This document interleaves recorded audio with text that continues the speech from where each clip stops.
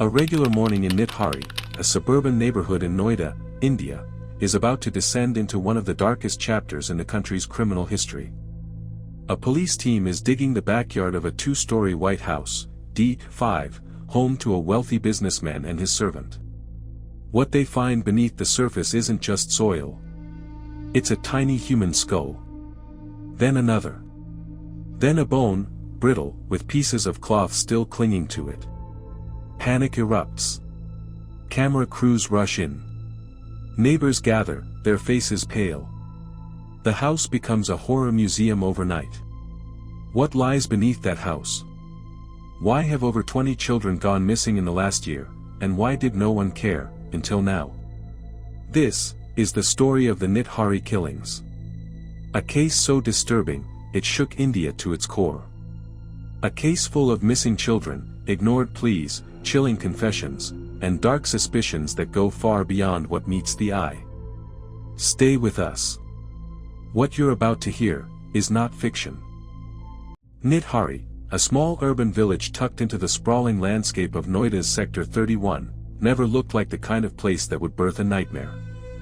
Middle-class families, bustling shops, kids playing cricket in the narrow lanes. Just 20 kilometers from the heart of Delhi, this was a place people came to for peace. But D5, a large bungalow at the edge of the neighborhood, hid something no one saw coming.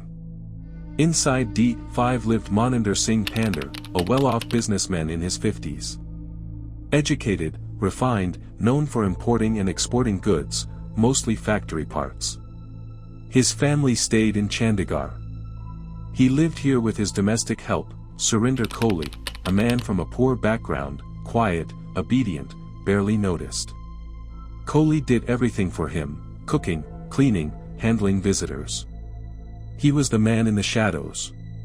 People often joked that D5 was more like a haunted house. The gate rarely opened.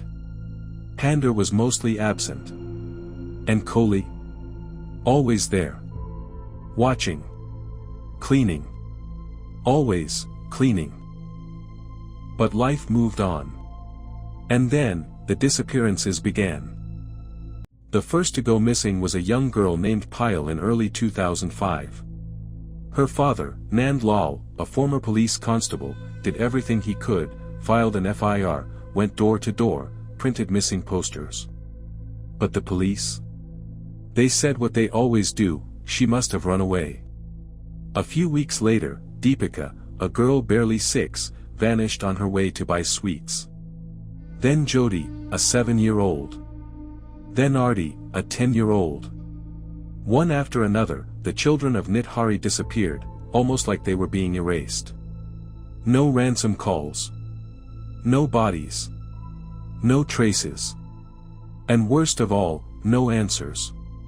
The police called them runaways. The media didn't care. These were poor kids, after all. Mothers cried outside police stations. Fathers begged officers. But nothing happened. In total, over 20 children, mostly girls between the ages of 5 to 12, had vanished over the span of just 2 years. And still, no investigation. No urgency. Just silence. Until a girl named Payal, the daughter of Nand Lal, disappeared. And her father refused to back down. Nand Lal, desperate to find his daughter, began investigating on his own.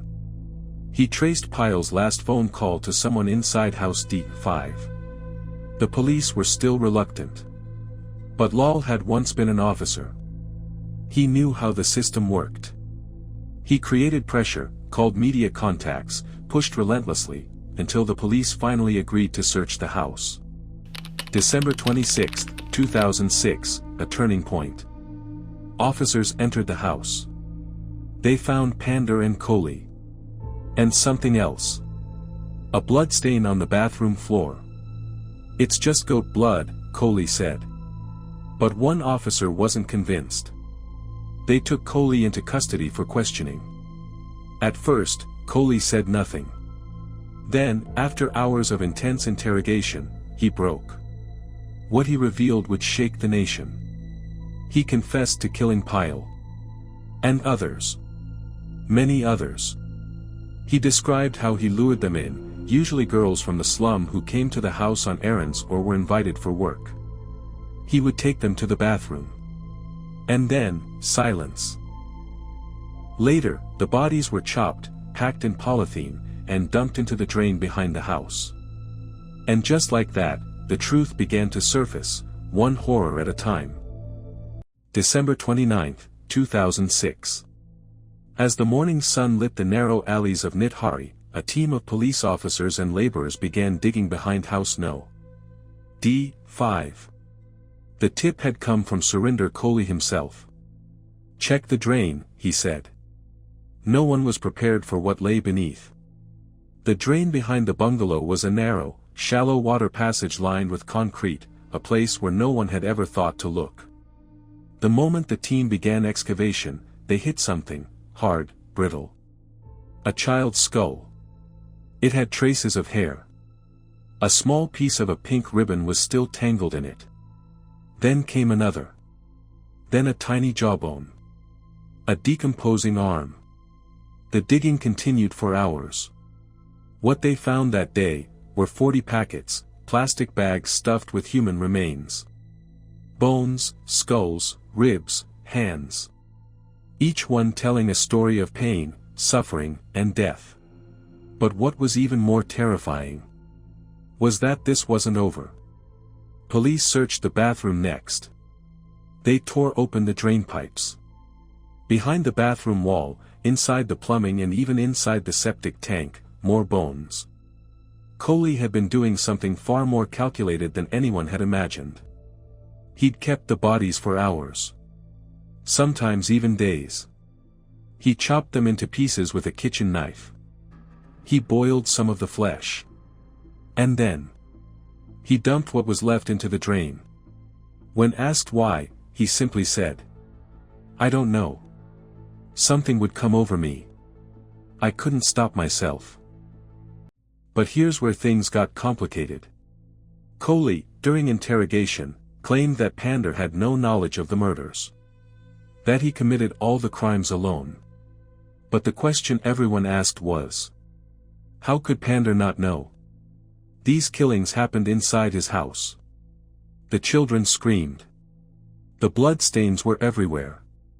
How do you miss the stench of rotting bodies? The Central Bureau of Investigation, CBI, was brought in. They began to dig deeper into both men's pasts. Here's what they found. Surinder Kohli. Quiet. Introverted. Worked for Pander for over 5 years. Had no prior criminal record. But displayed psychopathic tendencies under questioning. Later diagnosed with necrophilic tendencies, an urge to violate corpses. Admitted to raping the bodies of his victims after killing them. He said he heard voices. That something inside him took over. He couldn't explain it. Kohli was not just a murderer. He was a predator. A man who waited, watched, and then struck, without remorse. Maninder Singh Pander. Businessman. Educated in prestigious schools. Owned factories and had powerful friends. Lived away from his wife and son. Police recovered pornographic material from his house. Several videos. Some involving young girls. As the gruesome details came out, India watched in horror. News anchors shouted in rage. Families of the victims demanded justice. Protests erupted across Uttar Pradesh and Delhi. The nation was heartbroken and angry. A mass cremation of the recovered remains was organized. 22 small coffins, one for each set of remains. Some had names. Others would never be identified. The CBI conducted a complete forensic sweep of the house. Inside the bathroom, they found blood splatter across the floor and walls. Marks on the tiles where something sharp had scraped repeatedly. Hair strands matching the victims.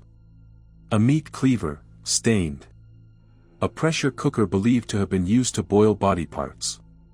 Inside the refrigerator, police allegedly found remains wrapped in cloth, though later reports contradicted this. Kohli's confession, in his own words. They came to the door. I lured them in. I strangled them with my hands. I did things I can't explain. Then I cut them. I cooked some parts. I dumped the rest. I never wanted to.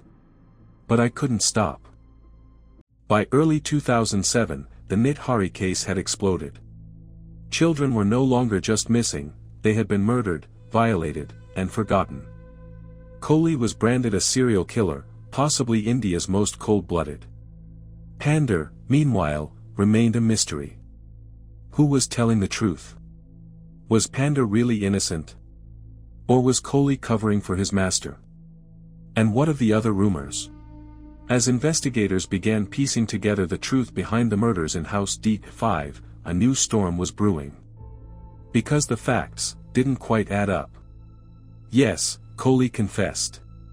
Yes, he described the killings in haunting detail.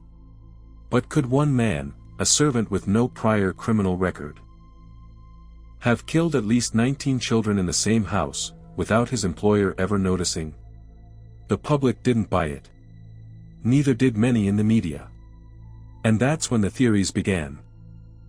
Multiple child victims were found without internal organs.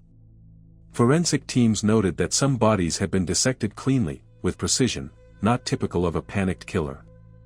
Could the children have been murdered for their organs? Black market organ trade was rampant in certain parts of India at the time. And Pander, a businessman with multiple foreign connections, was suddenly being viewed through a darker lens. The CBI dismissed the organ trade theory, citing lack of evidence. But the public wasn't convinced. Kohli's own confession gave birth to this chilling idea. He told police that he sometimes cooked the body parts, including the livers, and ate them.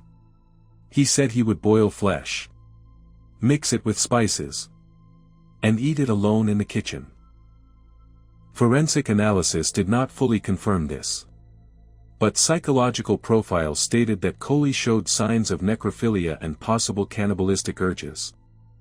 But the damage was done. The image had burned into India's collective memory. Another terrifying theory emerged. What if this was part of a child exploitation racket?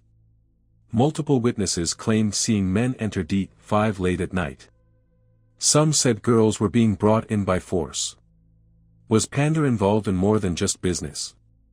Whispers spread that wealthy politicians, bureaucrats, or businessmen may have been involved in a child sex trafficking ring, and Pander's house was one of its hubs. Again, nothing was ever proven. But the secrecy, the missing police files, the delayed response, and the scope of the crimes made people believe otherwise. 2007 to 2024. Over a decade and a half of court battles. Dozens of charges. Multiple verdicts. And 2 men on trial for India's most horrific killing spree. Let's break it down. Kohli was tried for 5 murders initially, though he was suspected in over 16. In February 2009, he was sentenced to death for the murder of Rimpa Holdar, a 14-year-old girl. Over the next few years, he received 4 more death sentences, 1 for each proven case. But the courts didn't just stop at punishment. They wanted to understand the man. Psychiatrists confirmed Kohli suffered from sexual perversion disorders, necrophilia in particular. He told the court, "I know what I did was wrong. But I couldn't stop myself." Maninder Singh Pander's trial. Here's where things got truly controversial. While Kohli confessed again and again, Pander claimed he was innocent, that Kohli acted alone, and he had no idea what was happening inside his house. He was initially convicted in 2009 for his involvement in Rimpa Holdar's murder and sentenced to death. But in 2014, the Allahabad High Court overturned his conviction, citing lack of direct evidence, inconsistent testimony, no eyewitness accounts linking him to the murders. Pander walked free, while Kohli stayed on death row. This split judgment sparked outrage. How could the owner of the house not know? How can only the servant be punished? A never-ending legal maze. Over the years, the case moved between trial courts, CBI courts, high courts, and even the Supreme Court. Kohli's mercy petition was rejected by the President of India. His execution was scheduled multiple times, but each time, it was stayed. In October 2023, both Pandar and Kohli were acquitted in 12 out of 16 cases by the Allahabad High Court, citing shoddy investigation, fabricated confessions, and violations of due process. Yes, you heard that right. After nearly 17 years. After over 50 hearings. After decades of horror and heartbreak. The men once called butchers of Nithari were cleared in most cases. The families of the victims were devastated. Where are they now? Kohli remains in Dasna jail, serving multiple life sentences, though his death sentence was put on hold. Pandar was released from jail in late 2023, now living a quiet life away from the public eye. His son has publicly maintained his father's innocence. And the children of Nithari? They live only in memory. Their families are still waiting. A drain full of bones. A servant who confessed. A master who walked free. And a system that failed. Again. Justice isn't just about facts. It's about how you present them. And in this case, the system failed at every step. What do we call it? When 19 children vanish in the heart of a city? When their bones are found in bags? When the accused is sentenced, then acquitted? When no one remembers their names, except their mothers? We call it Nithari. A case that changed nothing. Nithari was supposed to be a wake-up call. But maybe, we just hit snooze again. They were children. Daughters. Sons. They had dreams. Plans. Smiles. They didn't deserve to be forgotten. And neither should we. Dedicated to the children of Nithari. We still remember you. Justice delayed is justice denied.